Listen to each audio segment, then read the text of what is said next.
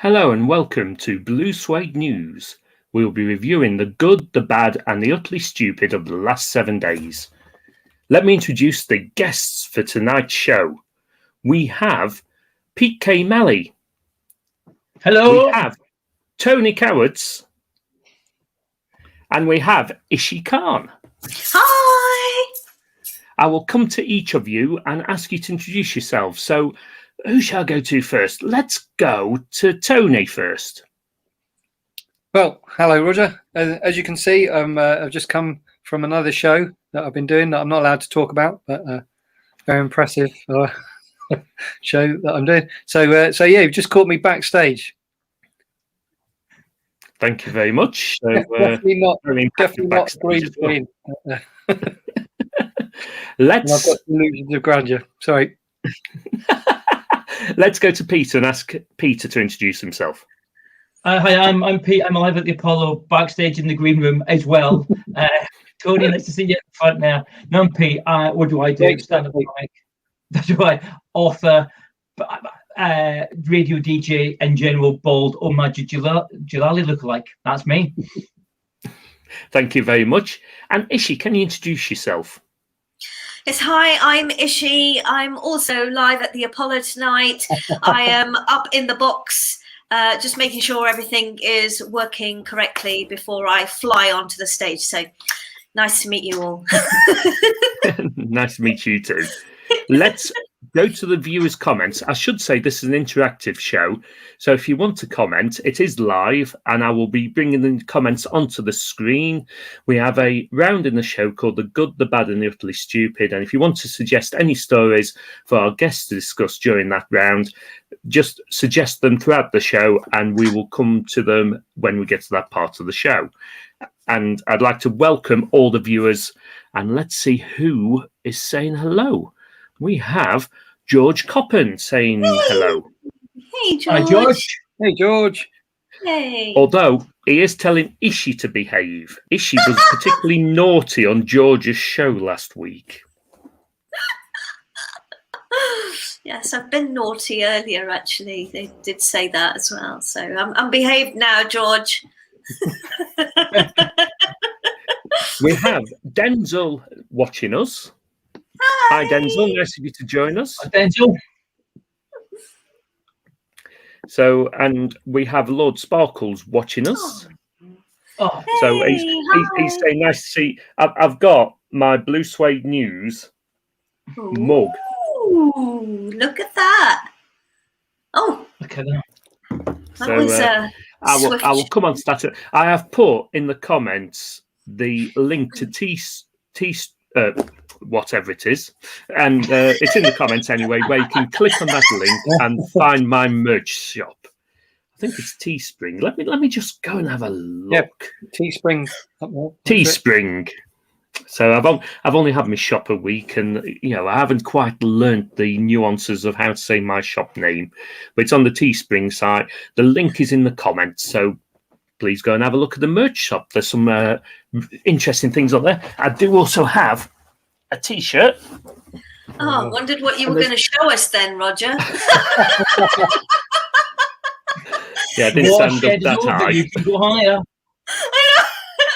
I mean, because one of the merch, I think it's a face mask. It actually looks like diapers or nappies. So I wondered how far you were going to go with this. So I can see we've got Rock in the Bowl watching us. Hello, Rock in the Bowl. Hey. Hello, Rock in the Bowl. I'm really hoping I'm coming to see Rock in the Bowl this year. So let's all hope that. The best lineup in the world ever. The compere is an absolute twat, but the rest of the festival is incredible. So check out the lineup for Rock in the Bowl. It is very, very good. So anyway, before we start, I'd just like to say greetings to all our viewers and a special hello to the viewers who have supported this show and my guests using the Buy Me a Coffee link, which is also in the comments. And on the Buy Me a Coffee link, you can buy us coffees. Any coffees that are bought will be distributed evenly amongst the panelists.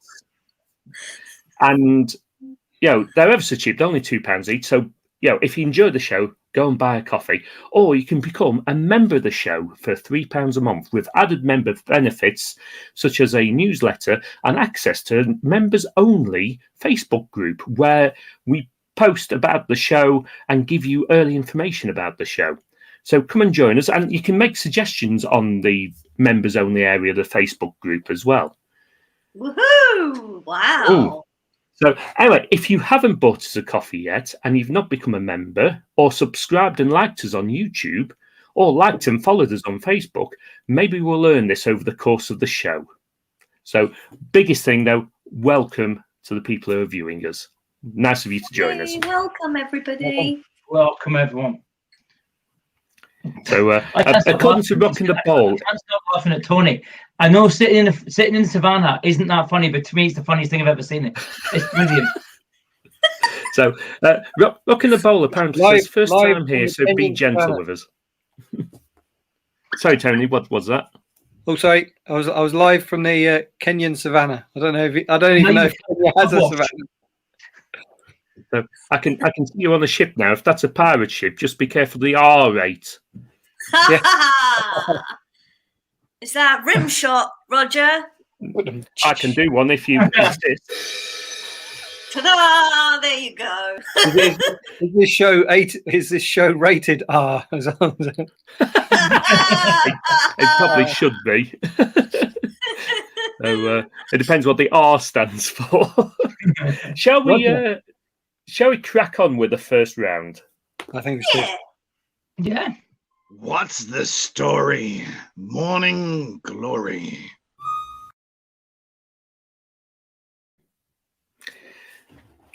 This week's Blue Suede News story of the week is the vaccination story. This is, the government's actually hit its target of vaccinating 15 million people by last Saturday. And they hit it a day earlier than what they originally said. Amazing. And, I think it's amazing the government has actually hit one of its predictions. I mean, I don't know what anyone else thinks. Anyone thinks that's a good thing? I'd just like to say I'm a bit worried about that picture because all those people that were worried about side effects of the vaccination, look, it clearly you lose the lower half of your legs. and you turn into Brian Blessed because that was actually Oprah Winfrey. I thought that was Brian Blessed as well. I'm glad you said that. For Brian Blessed, business is booming. Yeah, definitely. So I don't think that face mask is big enough for Brian Blessed. No, it's massive, isn't it? Oh gosh, that could be a diaper actually. Do you remember vaccination in his pajamas as well? He's got pajama bottoms on, doesn't he? Do you remember when the vaccinations first started? Matt Hancock actually got quite emotional when the vaccinations first started, and this was back in December. Do you want to see Matt Hancock getting quite emotional? Absolutely. Simple words there, reacting it. You're quite emotional by that. Well, it's just it's been such a tough year for so many people. There you go. He's a tosser, isn't he? Yeah. When we're talking about Hancock's not much better either. When we're talking about the nurses are doing it, the NHS are doing it, they're doing a great job. But the government now are getting all the credit for it, aren't they? Yeah, we've hit our targets, But actually they're not the ones running around with the trainers on, getting everyone arm and they're just sitting around going, told you we could do it, aren't we great? And then start crying. Anyway. We know? Sorry, I was just going to say about Matt Hancock and vaccination, never as a phrase, it's just a little prick, been more appropriate. And Ishi? Yes, I just, with them hitting the target, I just wonder, do we know if it's all people who are alive? By the way, I just realised I didn't give Tony one of these. Oh yes, rim shot. So I did a few episodes ago do Where's the Prick when I had a picture with Matt Hancock on the screen. So we're not playing that tonight. But the government's getting a lot of praise over this, And I thought it might be a good idea to look back at everything else they've done. So let's look at some of the other stories in the lead up to the vaccination being successful. Don't think it shows long enough. What about the NHS Test and Trace? Yes. Okay. But yes, there's nothing that we can say that's funnier than the actual app. The NHS Test and Trace.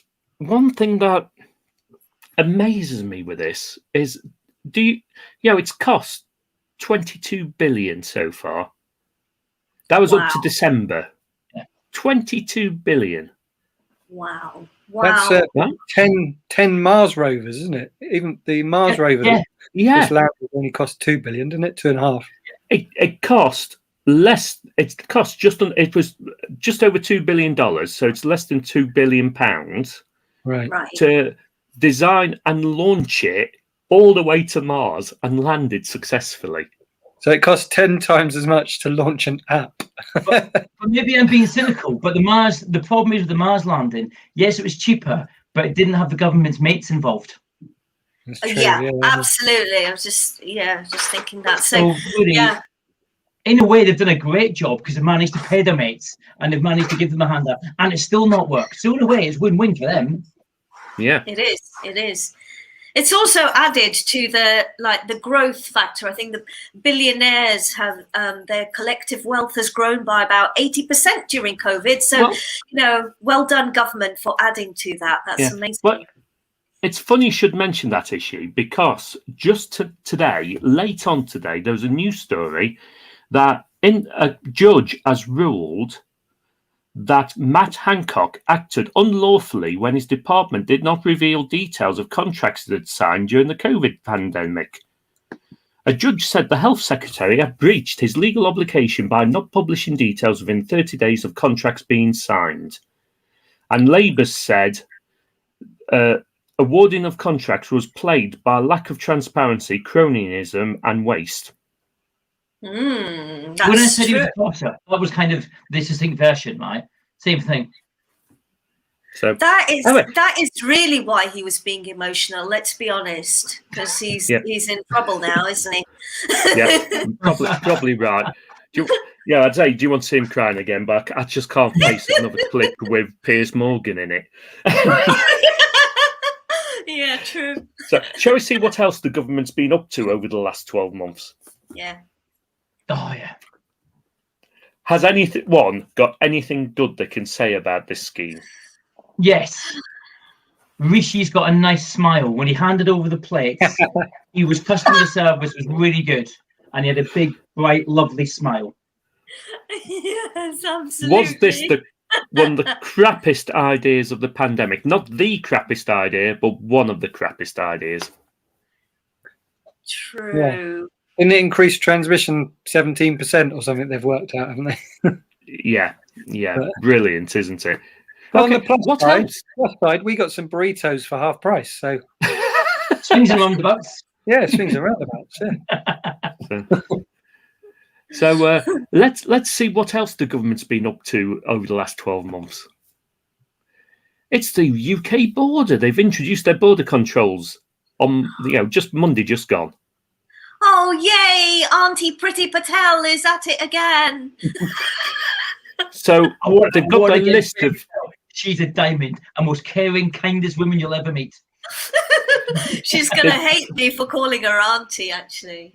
She might bully you. They've got the list. Good job they acted so quickly, though, wasn't it? It's like it's taken them a year. Imagine if we got invaded. Like how long it takes before we declared war on them. Anyway, I've covered the border story for a couple of shows now, so I'm not going to dwell on this one. And there's one last story which I think tops all these, right? And I'm just going to put the joke I did at roughly that time, and you'll know what the story is. Oh yeah. So, yeah, that if you can't read the road sign, it says Barnard Castle. This is my attempt at humour of a Specsaver's mobile eye test service. I love it. So, wasn't Dominic Cummings a stupid idiot? Well, I don't know if he was stupid or he's just really evil. You know, sometimes I don't like him, and I look at him and go, does Matt Hancock wish he was him? Because he is just the perfect baddie, isn't he?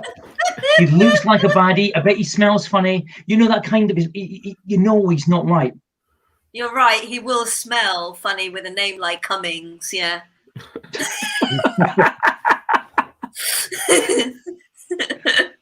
So, right. So I'm just looking through some of the comments we're having. So, I bought drinks and meals for artists on the app. Well, that's nice. Thank you. So, Thank you. And George, I've got a good thing about Eat Out to Help Out. A mate and I went drinking, had 3 drinks each, and it came to £20. Yes, please. You can have 9 drinks and a meal for £20 at Witherspoons on a normal day. And we've got a funny from Rocking the Bowl. To be fair, the government, they have been as socially distanced as is possible to get. Brilliant. So that's what Dominic Cummings was doing, Love practicing his social distancing. Yes. Absolutely. So, all right, that's the end of the first round. Hey. So let's move on to our normal second round. Are you ready? Faking it.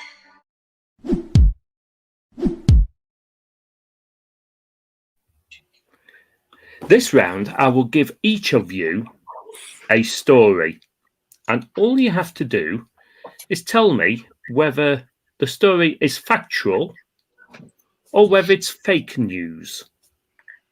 That's all you need to do. And I've not decided in advance who I'm going to give these stories to, so let's have a look. I think I'm going to go to Pete for the first story. Okay. Awesome. So let's have a look at this. This is Blickling Hall in Norfolk. Oh dear. Okay. Nice. It's a National Trust property, and they've brought in wasps to protect the property. They have deployed wasps at the historic mansion in a bid to stop moths damaging rare treasures, including a tapestry from Catherine the Great. Would you like any more information? No, I think it's fine. One, I don't believe in Norfolk. I don't believe it exists. So let's get this straight here. There is no such. I've never been there. I've no evidence of Norfolk. I've got no such place. I've heard the myths about Web3. If anybody's from Norfolk here, I'm not apologies. I don't believe Norfolk exists. I'm from Suffolk. I'm from Suffolk, so I'm quite happy if Norfolk doesn't exist. I don't believe it exists. It's a place that you just think that's not real. And if it was real, and let's just say for the argument's sake it was real, that looks like Hogwarts. That doesn't look like a place in Norfolk if it was real. But they brought in wasps to sort out the moths. I'm not going to lie. If I had a moth problem and somebody said to me, dude, wasps work, I would probably get some wasps, right? So I'm not going to lie. And I'm not saying Norfolk people are stupid if they existed. But I'm guessing if it exists and it's real, Norfolk folk are probably stupid. And if you own a massive house that looks like Hogwarts in the smog, yes, I think it's true. I think it's the kind of thing this mythical place of Norfolk would do.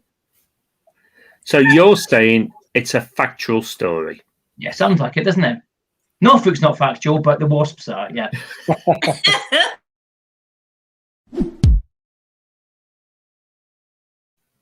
You are quite correct. Amazing! Yeah. I knew Norfolk wasn't real.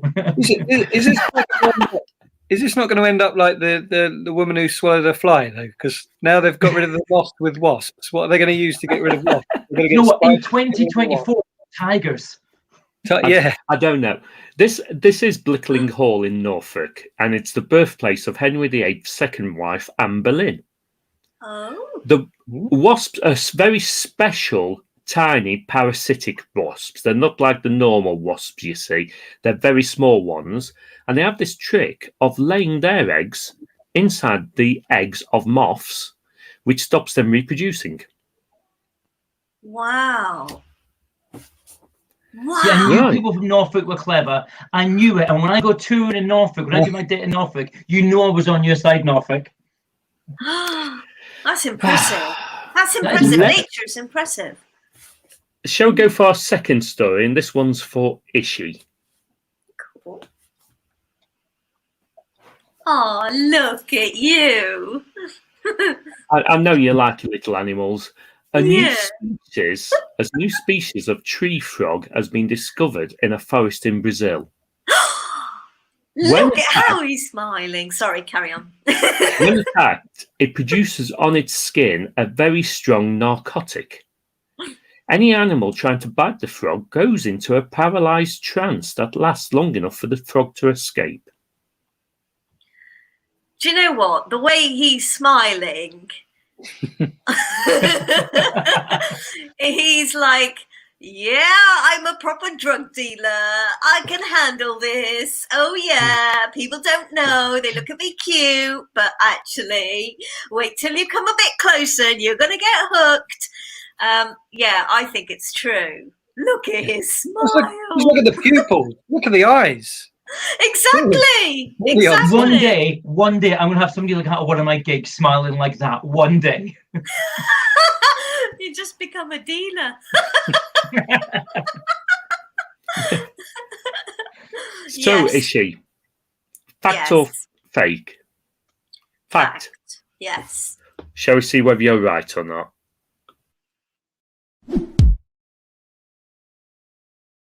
Oh, It is fake news. I made that one up. did you? What entirely? Does he actually exist? Does this frog exist? I lives in think that's Norfolk. just a normal tree frog. Oh, Yes, it's Okay. the mythical, I'm mythical happy. Norfolk tree frog, isn't it?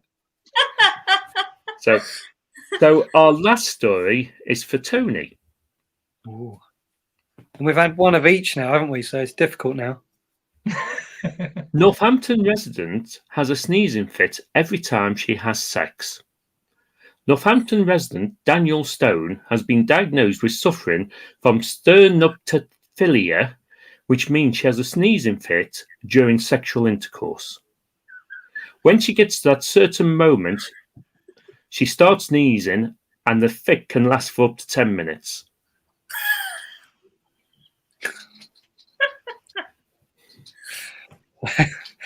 So hang on, what was her name? Daniel Stone. Daniel. Okay, not Daniela, but Daniel Stone. Danielle Stone. Oh, Danielle. Okay, Danielle Stone.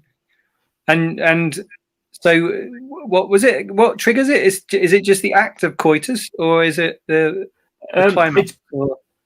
It's approaching climax. I believe it's the hormonal release as it approaches climax, and it's been diagnosed. It's got a word. It's sternoctophilia. God, your voice is quite erotic tonight. Oh, well, we get some. Can you say climax just once Viewers. more, please? Climax. Oh. Good galore. This is the content people are tuning in for. Well, that would be quite off-putting, wouldn't it? Yep. So basically, she has sex, and then when she's just about to orgasm, she sneezes for 10 minutes. Did you say? Up to 10 minutes. 10 minutes, Wow. Okay, I mean that's longer than most of the sex I've had. So, I'm going to say that's got to be true. I don't see you couldn't have made that up, Roger. I don't think you're a creative man, but I don't think you'd have made that up. So you're saying fact. Yeah, I'm saying that's fact.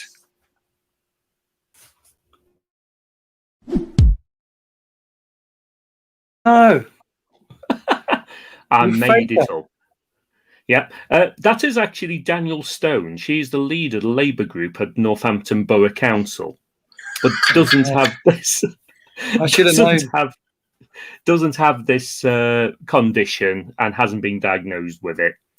So can I just point out though, I'm on Tony's side here. How do you know she hasn't got a condition? Yeah, she could. Roger's had sex because with her.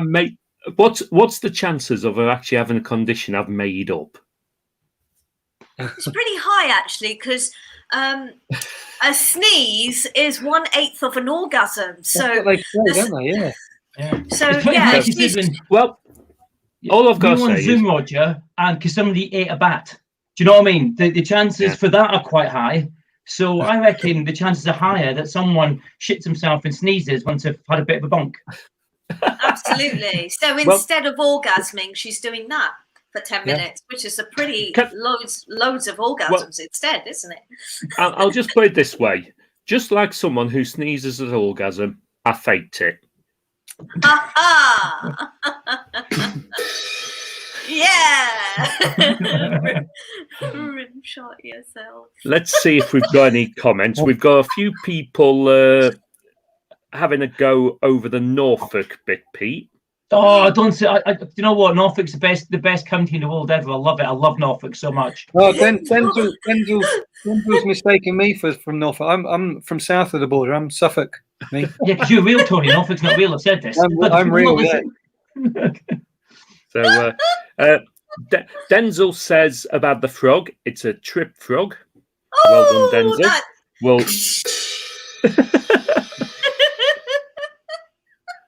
So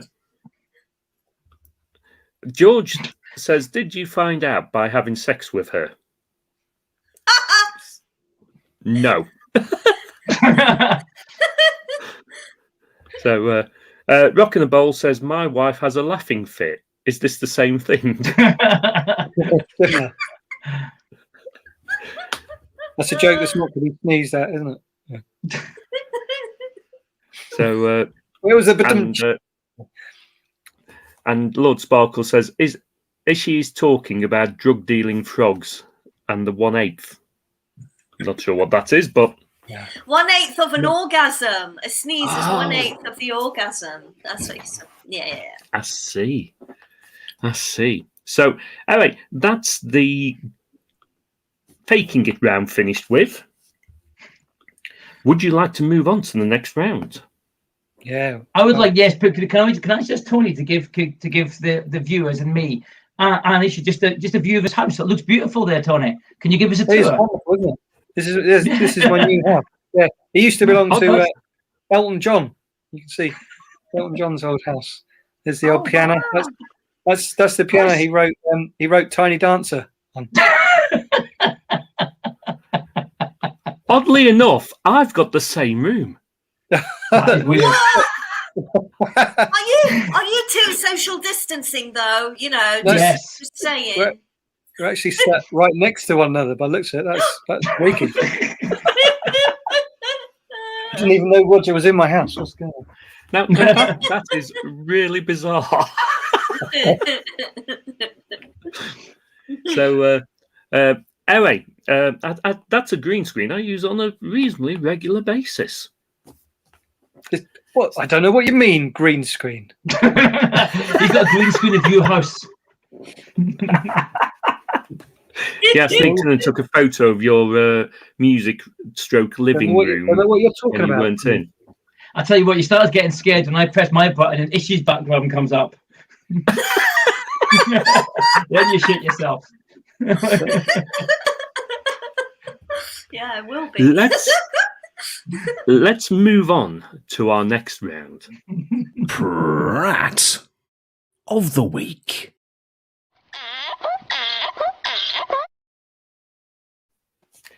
In this round, I've asked each of our guests to nominate a Prat of the Week. And I will reveal the Prat and then give that guest 45 seconds to justify their choice.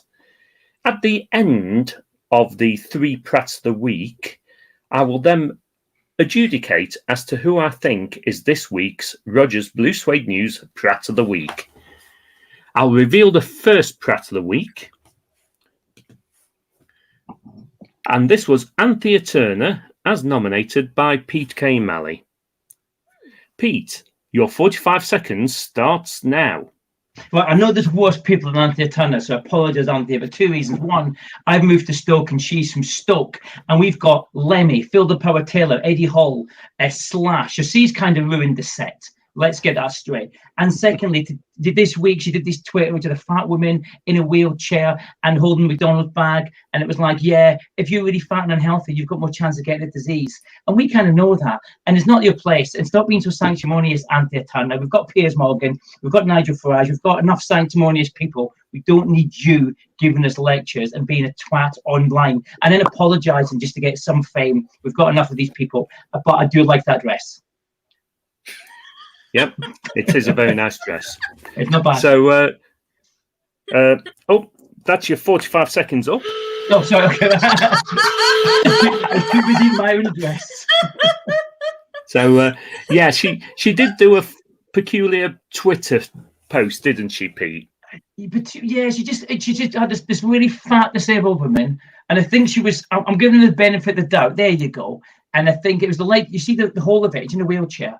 And she was trying to say, I think, if you're really unhealthy, you got more chance of getting this coronavirus. But health is really important, and the government should look at health more than masks.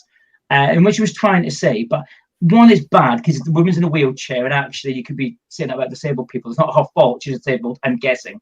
And secondly, it's all deliberate, isn't it? It's you put it out there, you do the apology, it's all look at me, look at me. I've got my opinions. I don't force that on people. I don't tell people in a public forum that Norfolk doesn't exist, for example. Stop being like sanctimonious. We don't care about. I like Anthea Turner, she's quite a nice person, but I don't care about her stupid opinions. Is that safe to say? Is that fair enough? And nobody does. Since she brought her head on Blue Peter, nobody cares about her. That was funny, by the way. I loved it. So. Okay. I think that's pretty racist as well, isn't it? Because look, she's telling to put her mask on. Yeah, you know. it's just this apology tweet was, oh yeah, I'm really sorry, I didn't mean it. Yes, why? Just don't do it. Just don't. Obviously, it's for a reason because she's not stupid. So I just think she's being an arse for no reason whatsoever. But that dress is nice, and I hate her less because you put up that picture. Well, it looks like she's just been dipped into a tin of red paint there, doesn't it? It actually looks like she's got a fake head on, but I think she might look like that anyway. I've got to say, when you chose Anthea Turner, it gave me the perfect excuse to troll through lots of pictures of Anthea Turner. I used to have a little for her when I was younger. Okay, right. Oh, Roger. As long as you didn't have a sneezing fit. Shall we see who the next nomination is? It's Nigel Farage, as nominated by Tony Cowards. Your 45 seconds starts now. Well, it's Nigel Farage, isn't it? He's practically what else do I need to say? I mean, look at him. He's Nigel Farage. He just is Pratt of the Week. But anyway, his particularly prattish thing this week was that he was online calling for the abolition of the EU's human rights bill. That apparently was great, that we've now left the EU, that we would no longer have to sign up to. The only slight problem with this is a bit like Norfolk, the EU's human rights bill doesn't actually exist. Maybe it was signed in Norfolk, maybe it was signed at that house by a wasp or something, I don't know. But there is no EU human rights bill. The human rights bill that we have in this country was signed by our parliament and was written by British people. Oh, there we go. Sorry. That's your 45 seconds. Anyway, look, it's Nigel Farage. Yeah. One of my guests from last week, we were talking about Nigel Farage last week because he launched a Reform Party last week. Oh, yes. And one of my guests... Reform UK, isn't it? Or REF UK for short. Refuck. I said it was reformed, like that really cheap. He's not content with doing it once. He wants to refuck the UK again. Anyway, seeing we covered that last month, I'm not going to carry on with it. But during the conversations last week, Katie Brown showed a picture which she'd done on Facebook sometime earlier. It was either Facebook or Twitter or some such social media. They all blur into one as far as I'm concerned. The picture she put on was one where she compared Nigel Farage to the bellboy of Hotel Transylvania. And it was that good, I thought I'd actually show you that picture now. I can definitely see what she means. Oh, come on. The bellboy's got much better teeth. Look. Yeah. Bellboy's got more brains, I think. Yeah. So, all right, that's Nigel Farage. Let's look at our third and last Prat of the Week, which was nominated by Ishi. And this is Senator Ted Cruz. Yes. Ishi, your 45 seconds starts now. Okay, so this is US Republican Senator Ted Cruz, who abandoned his constituents in Texas while they're having this massive, severe winter crisis, freezing conditions, power cuts, and 20 dead so far. But, you know, to be fair to him, he is following his instincts because rats are the first to desert a sinking ship. He flew off to hot Mexico, which I'm glad he didn't build that wall, I'm sure he's thinking eventually. And he's actually a prat because he's lying about why he's returned to Texas, because he says he felt bad. But actually, let's be honest, this refugee was deported to return to his shithole place that he came from, which is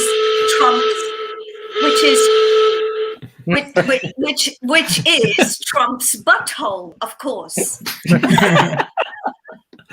So, where are you going to go into the story of Butthole Lane then, Ishi? Oh, yes. There's a lane in Loughborough called Butthole Lane. There is. I've been up Butthole Lane quite often. I've been up Butthole Lane. I've been yeah. So, not Norfolk. Would you like to see part of Ted Cruz's apology? Yeah. It was obviously a mistake, and in hindsight, I wouldn't have done it. Hindsight's a wonderful thing. He was deported. He didn't do it himself. However, it's still more sincere than Hancock's. Yeah, it's a better actor. Yeah. So anyway, I deliberately put him in a almost like his own personal snow globe on here because I thought it would suit him rather than the hot, sunny climates of Cancun. This looks like is this year's UK Eurovision entry? Can I just point out on this stage, I feel quite bad for Anthea because I've kind of put her next to two really quite horrible people, and I quite like the dress. So if Anthea's watching, I apologise. With Ted Cruz, I can't work out whether he reminds me of a opera singer or a Robert De Niro lookalike. Oh, he looks like Bono when he's put on a bit of weight. He's a Robert De Niro impersonator that can only do the face, though, isn't he? He can't do the voice. He's just doing it. Now, Ted Cruz has been an idiot, right? But he just followed a natural instinct. You're cold. Your heating's not working because your power's gone off. Should I go somewhere hot like Mexico? And I can afford to do it. The prattishness is that he's a senator and didn't realise or didn't think he'd get caught. They never think they get caught. That's what the hindsight bit is. With hindsight, if I knew I was going to get caught, I wouldn't have done it. Yeah, so, he's not just a senator. He tried to run for president, and he's planning to in the future. Yeah. And he's never going to be the worst. No, now, Anthea Turner. Don't say that. Though. Don't say that. Oh, you never know. Anthea Turner. People have said worse things, and to be quite honest, the cartoon was truthful because the lady, if she was disabled and also overweight, she was very susceptible to COVID. And therefore, perfectly in her right to say to the lady, put a mask on. Mm-hmm. Okay? However, the thing which I'd say is if she was that susceptible to it, she probably shouldn't have been out in the first place. Yes. So that's Anthea Turner. Now, my whole problem with this week's Prat of the Week is that we've got I don't know why that's come on the screen. We've got Nigel Farage on here, and I'm sorry, no matter how weak the argument is over Nigel Farage, it's Nigel Farage. Yeah, that's fair. Yeah. Can I just point out, if you picked any of the two, I would have walked off the show. It has to be Nigel Farage, and every time I completely agree. You'll notice I've actually changed my slogan at the top. It no longer says Pratt of the Week.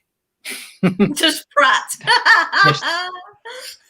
I kind of felt a bit bad for selecting him, because it's kind of like, for want of a, no pun intended, but playing your trump card, isn't it? It's like, yeah. The one thing I will say from this point forwards, I'm going to ban Nigel Farage from Pratt of the Week, because it's a given. It's a given. Can you just stop at the first bit? Can you just ban? I mean, I'm not a violent person, but I would never be sick of punching that face. I'd be exhausted. You just couldn't help it, could you? Do you know? I once saw Mick Hucknall from Simply Red. I was in Stoke-on-Trent. I was looking at a restaurant outside a pub, right? A restaurant menu, in the glass cases outside a restaurant or a pub. They have the menus in a glass case. And Mick Hucknall walked up and was looking at the same menu as me. And I looked at him, I thought, that's Mick Hucknall. Normally, when you see someone well-known, you look at him and think, oh, it can't be. Your brain normally goes again. My brain said, that's Mick Hucknall. I had to fight the sensation to punch him. Don't know why. I just realised I have this unusual hate of Mick Hucknall. He might be a nice person. I've got no idea. I didn't punch him because my second sense kicked in and said, don't be daft. You'll get arrested. or if you'll sink to you, which would be even worse. Luckily, was there someone to stop you, Roger? Was there someone holding back your ears?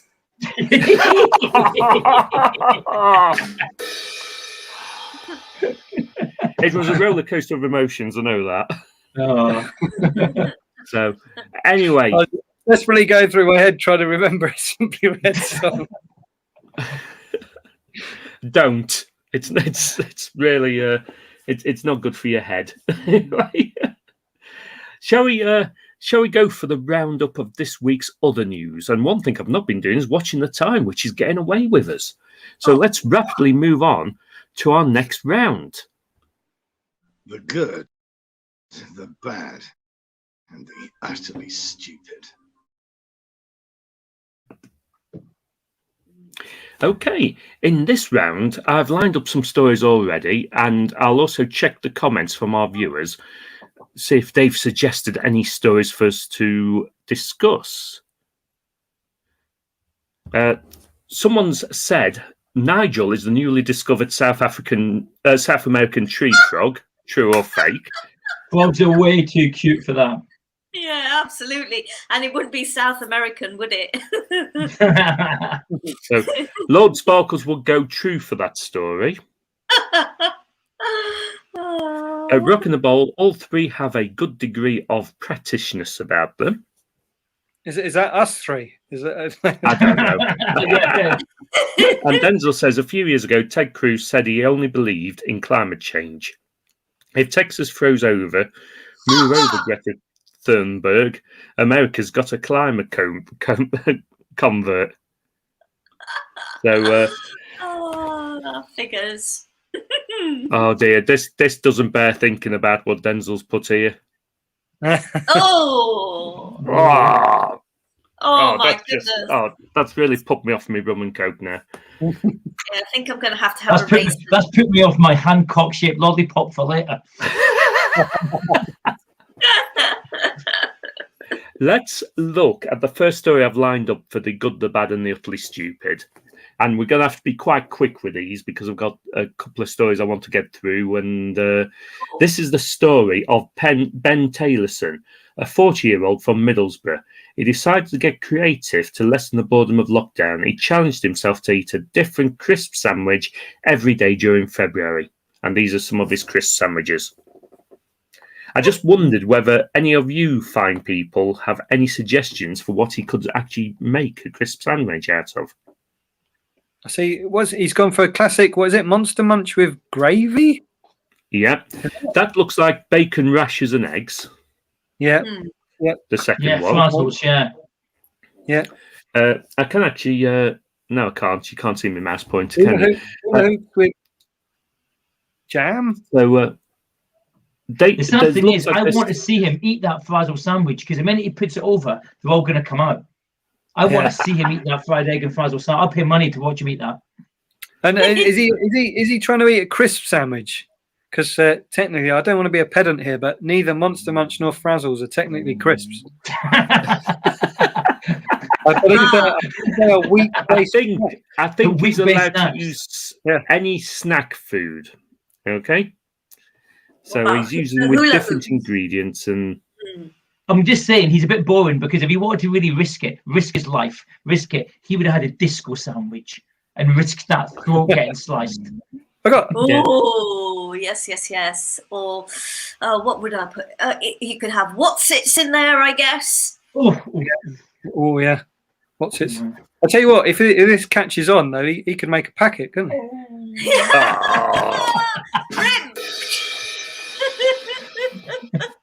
So let's. I came up with an idea of what he could use for his crisp sandwich. This is my surf and turf on toast. That looks. That worries me. I can't see your bottom half, Roger, and I'm having images. It's Smith scampi fries, Smith bacon fries mixed together on toast. That looks absolutely vile. It does, doesn't it? I didn't want to say to be rude, but it does. Ugh. It kind of looks like you got a load of fag ends and put them on a bit of toast. Yeah, and it would smell of Dominic Cummings. I bet he eats that. Oh yeah. It's a toss-up between that and Nigel Farage's image right now. Ugh. No, it's not. I'll tell you now. That fry doesn't look so bad now, does it? Yeah. Rishi, where are you? I want 2 plates. Yeah. So, shall we go on to the next story, seeing you don't like my image of surf and turf on toast? Get rid of that, please. Disgusting. This is the artist Anthony Gormley, right? Which she looks like a lady, so I imagine it's an Anthony female version of the name. It's not Anthony, it's Antony Gormley. She's creates some beach sculptures that have been compared to looking like either sex toys or giant dog poos. These sculptures are on a beach at Aldeburgh in East Suffolk, so your neck of the woods, Tony. Yeah, Aldborough. It's pronounced. Yeah. Back she installed them back in August. The coast just stops, and then there's no land above it. Apparently, what that fake county called Norfolk. Yeah. You go to Wardrobe and come out of Norfolk. That's the only thing. Norfolk's for. Go past the Lion. It's a bit like the flat Earth theory. If you just if you try to get to Norfolk, you just fall off the edge. So, have you got any views on these sculptures, Ishi? Well, I don't know what sex toys people look at in where is Suffolk, but that I don't know where I'd put those, to be honest. There's not a lot of entertainment in Suffolk. We have to find it where we can get it. Right. Unless it's like one of those gyms, you know, the gyms you get in the parks where you can do the pull-ups. And so it's actually giant sex toys. So, yeah, people can just roll up and have a little rub and then they've got themselves off, you know. So maybe it's that. Or a giant dog poo. I don't see that either. My goodness. But isn't she this... I was just going to say, are these the actual statues? They just look like big rocks to me. Am I missing something? I don't want to offend Suffolk here, but she did the Angel of the North, which is in Newcastle, which is beautiful. And I think she's done this beautiful statue. And I just think she just went, do you know what? These guys won't give a shit. And she's thrown it on the beach. And when they won't know what good art is, because that's what it looks. It looks like the Angel of the North has fallen down while collapsed. Well, maybe she thought it didn't look like any other beach in the UK. Maybe the dog walkers around that beach actually do pick up their poo, and she thought It doesn't look like any other beach. I need to make it look more like that beach by putting these brown shapes in there. Tell you what, if you were a dog walker and you saw that and thought that was dog poo, you'd be freaking out because it's like that's a giant dog, isn't it, somewhere? So it's, yeah. Coming from over in Norfolk, the dogs are the same size as horses. The infamous Norfolk beach hound. They are I'll move on to the last story of this round. This is the Uber drivers winning a High Court case, which means they are now designated as employees. It looks like Uber is going to have to pay compensation for not paying the national minimum wage and not paying holiday pay. Where'd you get that picture? I've been in many an Uber car, and not one has ever looked like that. They're always black Vauxhalls driven by Imran. That's not the one that picks me up. Yeah. No, I think it's a foreign one, and I thought it looked quite snazzy, but I thought it was a good picture that said Uber on the side. It does look kind of like an emoji on the side, you know, where the doors are. It's like the handles look like the eyes, you know. So I suppose it's quite a fun-looking Uber, that one, yeah. So, anyway, we're into 2021. When did this case first start? Do you know? 5 years ago, 16? Yep, you're perfectly right, Pete. 2016. Wow. The gentleman first brought their case to an employment tribunal, which they won. And since then, Uber has appealed it and appealed it and appealed it, and this was the third appeal. Amazing. See, I'm always gonna stick up for Uber because I lived in London like most of my life, and having to rely on black cabs is horrendous. And when you say black cabs don't go south of the river, and black cabs say that's a myth, it's not a myth. Like I lived in Sutton, they never go south of the river. So I always stick up for Uber for no reason apart from the fact that it annoys the black taxi drivers in London, which is funny in itself. I'm sure none are watching, and if you're watching, go to Norwich. Sorry.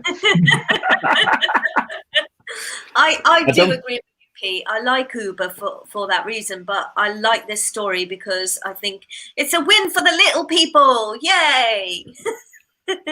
Yeah, but problem is it might put an end to Uber if it sticks. Well, I live in Stoke now, and we don't have Uber here. We don't have Uber. Stoke's a funny place. Yeah, the mayor gets a job by rock, paper, scissors. It's a very strange place, but yeah, we've no Uber. I haven't had Uber for years. So to me, it's a kind of so selfish. It's kind of a non-story because it doesn't involve me anymore. Oh, Pete, are you sure that Stoke exists? It definitely exists. Yeah, it's not like not. Yeah, maybe it doesn't. Maybe yeah, because it is because Anthony Turner's from there. So, Stoke is one of those funny places. Like I'm sure people in Norfolk go, Stoke don't exist. It doesn't exist now. No, because Norfolk doesn't. Yeah. Robbie Williams is from Stoke, isn't he? He's from Stoke. I ignored him for he is, and so is quite a lot from Eddie Hall, who's a legend. He's from Stoke. / Lemmy, Anthony Turner. You know, all from Stoke. Cool. Fantastic. So Norwich, I've got no one apart from a castle and some wasps. The only famous person from Norwich is Alan Partridge, and of course he doesn't really exist, does he? So, so Cougar made up Norwich. Norwich just isn't really a place. He's made it up to be the hometown of Alan Partridge. So, well, it says everything. When what's the name of the rock group from Norwich who had Justin Ujiflop as its lead singer? Oh, they're from Norwich. Darkness, they're from Norwich. They're from Lowestoft, I think, originally. Are they? Oh, it's similar area. Yeah, it's right. Oh, Lowestoft's right on the border. It's just on the Suffolk side of the Suffolk-Norfolk border. Oh, so that's why they exist. Just in the demilitarised zone between the two counties. Pete obviously knows about the secret about Norfolk now, that it doesn't actually exist. Well, it's like Narnia, isn't it? We know that. You go in a cupboard, you come out of Norwich. It's not real. Instead of seeing a lion in snow, you just get like a shitty castle and some wasps.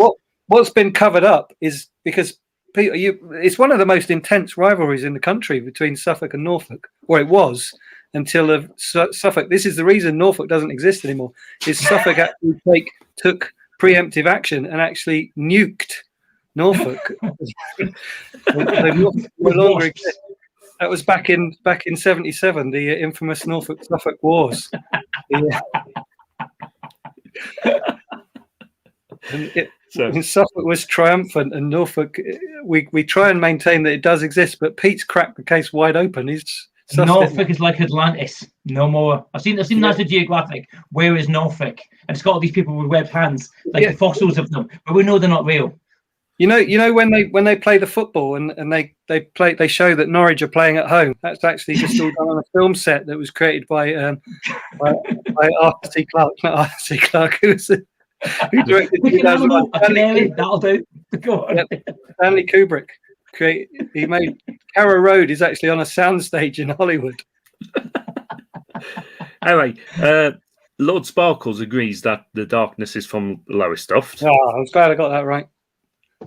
So, and Denzel says Suffolk won because the other side was no fucking chance. Oh, brilliant! So, on a similar theme to that, when I first started comedy, I opened a comedy club in Suffolk, and it was called Suffolk and Funny. So, anyway, let's move on to our next round, which we're going to have to do really fast because we've totally running out of time. Quick fire round. I predict a riot! I need a very quick prediction off each of you of something that's going to happen in the next 12 months. Over to you, Pete, first. I think they'll find the proof that Norfolk doesn't exist, and it'll be wide news. Okay. There you go. That's what I was saying. Norfolk will be vanished from all history forever. Okay, let's go to Ishi. I think Donald Trump will be a refugee. He'll be seeking refuge somewhere else. Norfolk. Will seek asylum. Okay. Yes. That's very good. And let's move on to Tony. Mine's similar to Pete. I kind of agree with Pete, but I think it would be proven that Norfolk does exist, but it's actually on the other side of a trans-dimensional portal that is centered on Beccles and the Norfolk Broads. If you dive deep enough down into the Norfolk Broads, you go through a portal into, and that's where Norwich actually is. And the leader or the king or the queen of Norwich was never Delia Smith. It was actually Ainsley Harriott. That's what I think will happen. So thank you very much for those predictions. And as we're coming very rapidly to the end of the show, we've got one final round. Oh. Put a plug in it. This is the round where I'm going to ask each of you to plug anything you want. Hey. So let's go to Tony Cowards first. I'm picking Tony because he just take a big swig of drink. I've actually finished it. Look, there's hardly anything in there. But I never know what to say on this bit. How many shows have I done with you, Roger, now? And I've still got nothing to plug. Literally have nothing to plug. I will have to have you on again close to the end of lockdown, and hopefully then you might have something to plug. Yeah. Follow my Twitter handles there. Follow me on Twitter, Twitter and Facebook if you want to look me up on there. Right. When I was a gigging comedian, my Twitter would be mostly I'd put jokes on Twitter, and then occasionally I would advertise a gig. In lockdown, I've unleashed my inner geek in lockdown, and I've got into like mod. Oh, you can't really see these because of the green screen. Hang on, let me do this. You've been painting Invisible Men. Yeah, hang on. Oh, how do I do this? Sorry, look at that. It's quite cool. Look, I've been painting Invisible Men. That's cool. That's impressive, isn't it? That's impressive. But it's a wonder, modern technology.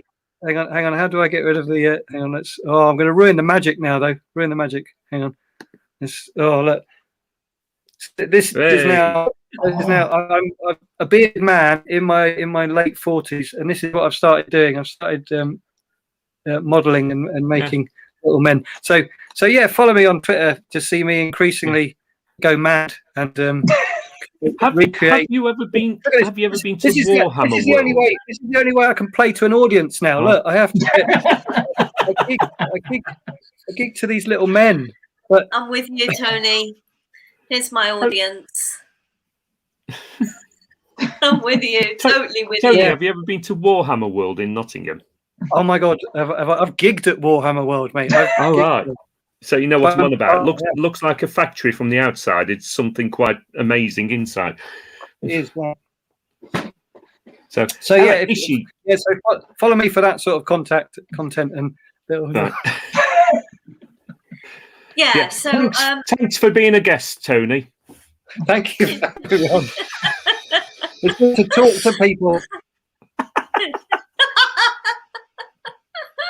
Oh, bless. Ishi, would you like to plug anything? Thank you. Yes, so follow me on Twitter, Facebook, and Instagram. That's my handle, Ishi2Funny. Next Saturday, I'll be on Fun Night with George Coppin. If he'll still have me after last week, and and then What happened, Ishi? What did you do? Oh, She went on Wish. And it totally furloughed my innocence. Ah! And then Friday the 5th, I'm doing an International Women's Day gig. So again, that will be on my socials. Do follow that. That will be awesome to see you there. Yeah, I think that's about Fantastic. it for now. And Pete, do you want to plug anything? I'm always plugging everything, you know me. Go on Amazon and buy a book. Look, so many of them. Now it's four books. Oh wow! But one's really good and one's like all inspirational. Well, they're all really good. But go on Amazon and buy Pete Kimali. And I reckon if 1 million people buy one book off me, right, then I'll be rich and you don't have to see me ever again. So go on Amazon. You can actually read it for free on Kindle Direct, which is quite nice. Also, I'm going to plug this doll I got given for me because it looks like me, which is quite sweet. So yeah, Amazon, .co.uk, Pete Kimali. Yeah, go on and yeah, just and go on Facebook and Twitter and all these things and make me feel popular, please. Fantastic, thank you very much. And if you're from Norwich, and I apologise, you don't exist, so I don't know why I'm apologising. We'll see how many people will get. That'll be the truth. If anybody buys my book from Norwich, then I will take full responsibility. And if you don't, my point is proven. So let's just get some of the viewers' comments up from towards the end of the show. Rocking the Bowl says this has been an hour of excellent entertainment. Coffees all around. Many thanks, guys. Aww. That's very nice of you. Thank you, Rocking the Ball. Thank you. Yeah, Rocking the Ball. Denzel's just reminded me, has asked me whether any predictions have come true. And one which Denzel is reason why he's self-serving here. One which Denzel made has come true, and I can't remember which one it was. I'm just having a look. If Denzel, you can message quickly and remind me. I'm just going through. Oh, where is it? Oh, that was it. New political party. There's going to be a new political party this year, and actually, I'm going to knock you out on a technicality here, Denzel, because it's not a new political party. Oh. Here he goes. It's not a new political party. It's the same political party as Brexit UK with a different name. Oh. So there. So I've knocked Denzel out on a technicality. Oh. You know what? I dabbled in politics for a while, right? And I noticed before ages ago, when UKIP first came along, 96% of UKIP voters voted for Brexit. Now I'm querying, what about the other 4%? How strange was that? It was an odd place, but yeah, I think Denzel was right. Denzel, anymore? Who's going to win the Premiership this year? Denzel knows his stuff. He does. Yeah, Denzel, go on, tell me who's going to win. Are Dundee United going to win anything? Just tell me, yes or no. Weirdly, he's just said that Norwich City are going to win the Premiership. Spooky. Denzel says Man City. I tell you what, Denzel knows the stuff. He does. Okay. Anyway, Absolutely. That's us at the end of the show. The only thing which I want to plug is my merch store. You'll find a link to this It's the Teespring link. And I'm doing face masks, bags, stickers, a mug. Let's, hang on. A Blue Suede News mug. Everyone should have one. That's a good sized mug. It's like the shittest shopping channel ever. Socks.